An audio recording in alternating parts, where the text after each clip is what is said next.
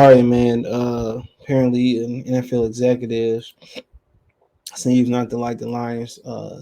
Josh Pascal pick, which nobody liked it at first glance. But let's talk about it. Thumbs up the video, share the video, subscribe to the channel, and subscribe button. It's the bell icon button. Hit all notifications. Please change get notification. We go live or drop a video. And nobody really liked that pick at first because he wasn't on nobody radar that I seen in the second round, right? And that's fine. It was a lot of other good players on the board um, in the second round, man, when they had an opportunity to take them, and they didn't take them, right? Uh, so that's always going to be it's always going to be in the back of people's minds when they look at that draft, especially if he don't really hit like that. A lot of people gonna be like, you know what, man, um, we should have got this guy, we should have got that guy, we should have got this guy, that guy, that. You could do that with many picks. You know, you could have done that with many picks.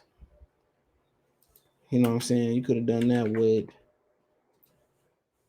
you go through draft history and you can poke um you can poke holes in anybody, and you look at pick 46. They was one pick before David Ojabo got there, So at pick 40, because in the end, your pick 46, they passed up on Jaquan Brisker, a guy a lot of people in Detroit, like myself, thought I'd been a good pick. George Pickens. Um, was on a lot of people play Alex Pierce to the Colts, another receiver, somebody play it on their thing. Because at the end of the day, nobody gonna care about position. Brian Cook from Cincinnati, safety. Nobody gonna care about position. They just gonna look and say, "Whoa, they missed out on this guy, James Cook from Georgia." You know, so Chad Moorman from Wyoming, Jelani Woods. So they missed out on some names: to Kobe Dean, to Marvin Leal. So it's some comparable names to him on defense. So I mean, that's just gonna be something that they're gonna have to look. They're gonna have to live after. But a lot of people didn't like that Josh Pascal pick.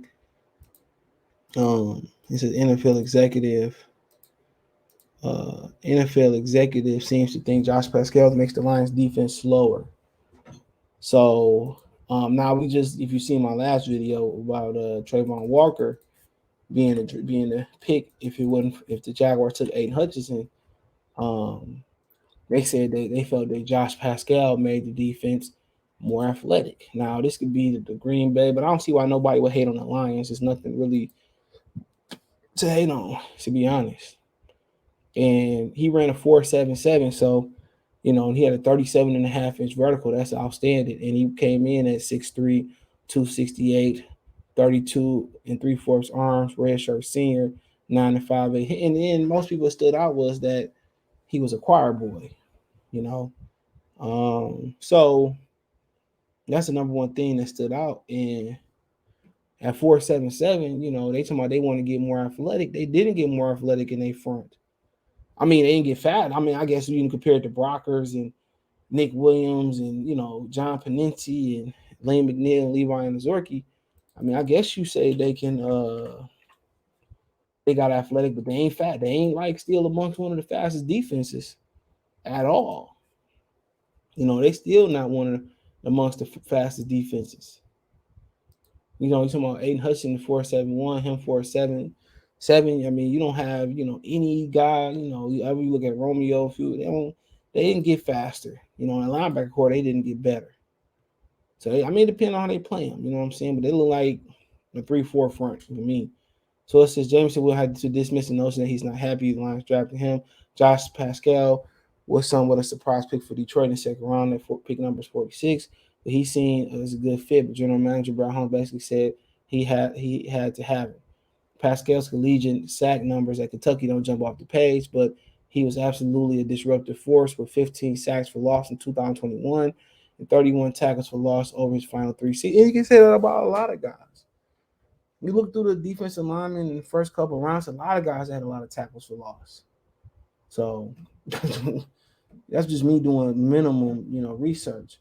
Mike Sando of Athletic Scripture Required spoke to league executive about the Lions draft with Coach Kersey at SI.com. He said, quote, I feel like this is the best I have ever seen Detroit draft in a long time.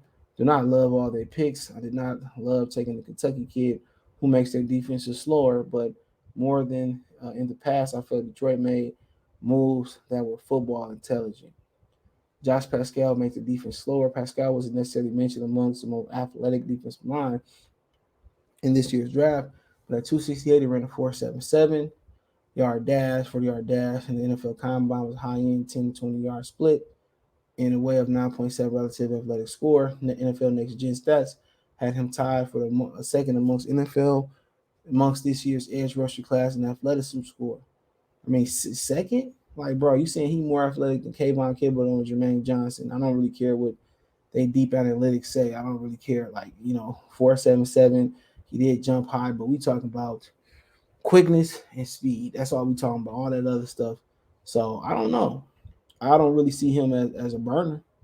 And I don't think they got that one guy in their front seven that's just a freak. Like I said before, that's few and far in between. The Packers still got Zadarius Smith, Rashad Gary, Minnesota. I don't know who they got. Maybe you talk about Danielle Hunter, but I heard he wanted out. Chicago still got Robert Quinn.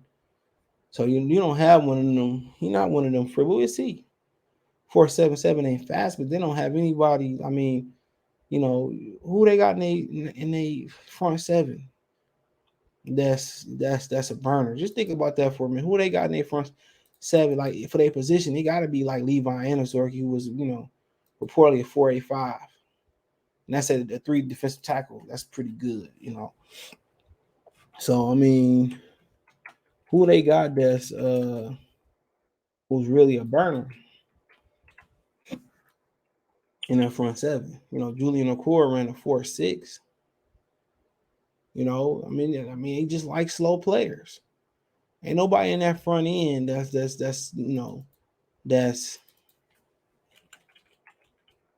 the burner.